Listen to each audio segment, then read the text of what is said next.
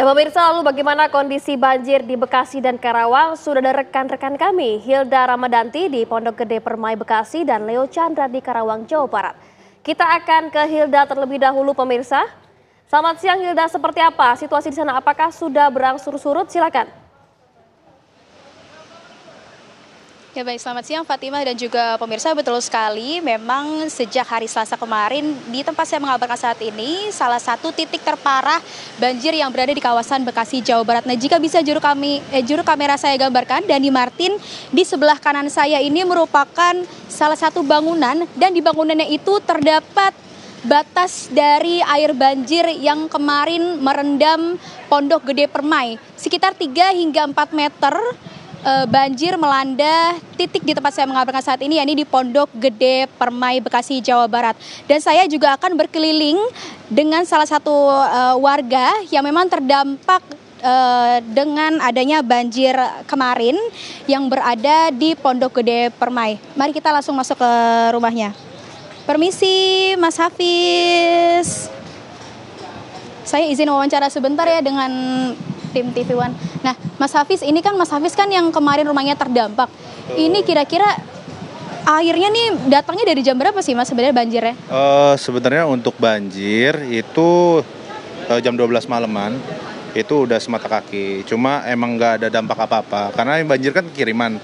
Saat kirimannya udah daerah sini, sudah di daerah Bekasi, itu baru naiknya sedadak, lalu habis itu langsung 4 meteran. Jadi sekitar jam 3 pagi itu udah 4 meteran. Oke, berarti itu waktunya lumayan singkat ya Mas ya? Jadi sekitar 3 jam. Jadi perjalanan air, karena alhamdulillahnya di sini kita punya organisasi KP2C namanya.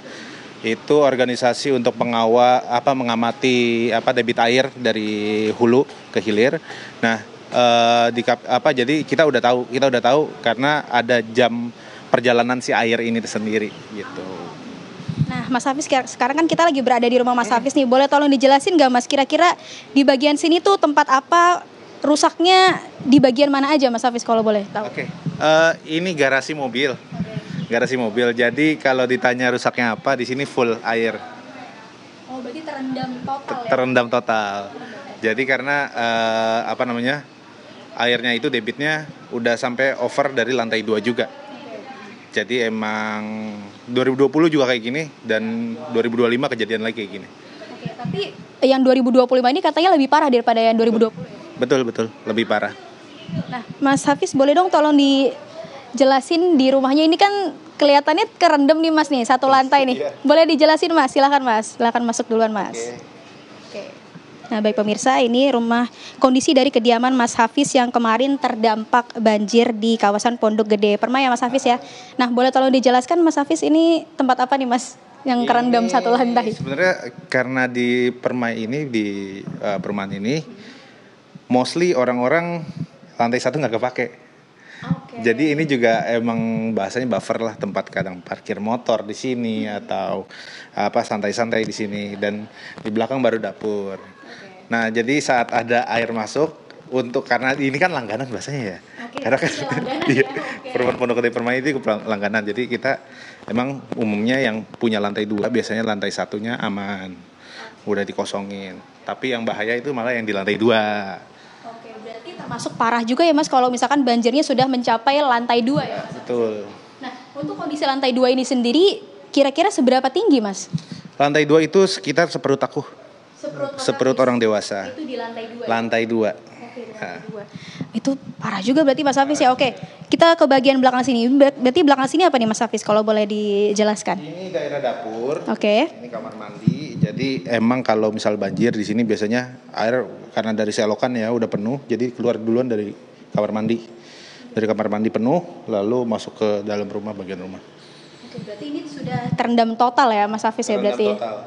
Berarti memang kalau di warga Pondok Gede Permai ini sudah tahu berarti lantai 1 nih minim aktivitas berarti ya Mas? Minim aktivitas, betul. Oke, berarti aktivitas lebih banyak di lantai 2. Lantai 2.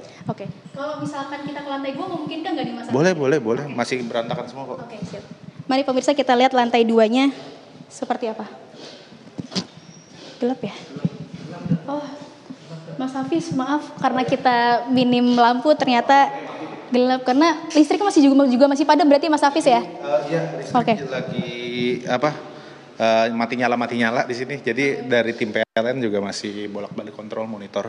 Oke, berarti kalau untuk seperti kebutuhan logistik nih kira-kira sudah terpenuhi atau belum Mas Hafiz?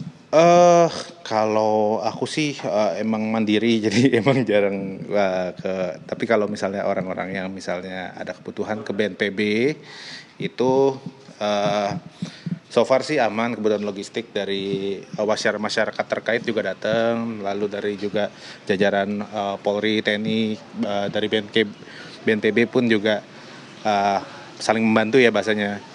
Karena perumahan Pondok Gede Permai jadi salah satu yang terparah dan cukup ter-highlight ya bahasanya ya. Jadi emang banyak yang kesini juga kayak gitu, alhamdulillahnya.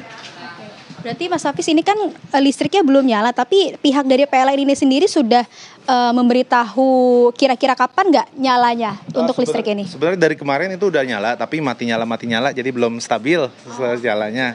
Cuma yang jadi PR itu sebenarnya bukan cuma listrik, tapi juga air bersih.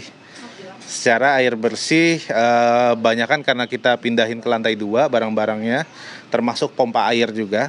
Jadi pompa air juga terendam dan butuh waktu, banyak yang beli baru, banyak yang butuh untuk perbaikan untuk pompa airnya. Jadi bila memungkinkan dari badan-badan atau pihak-pihak terkait bisa support untuk pompa air dan air bersih di kegiatan perumahan Pondok Gede Permai.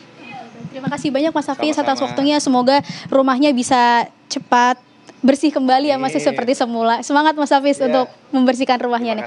Nah, sementara demikian kembali ke studio Fatimah Albar. Baik, terima kasih Hilda Ramadanti dari Bekasi.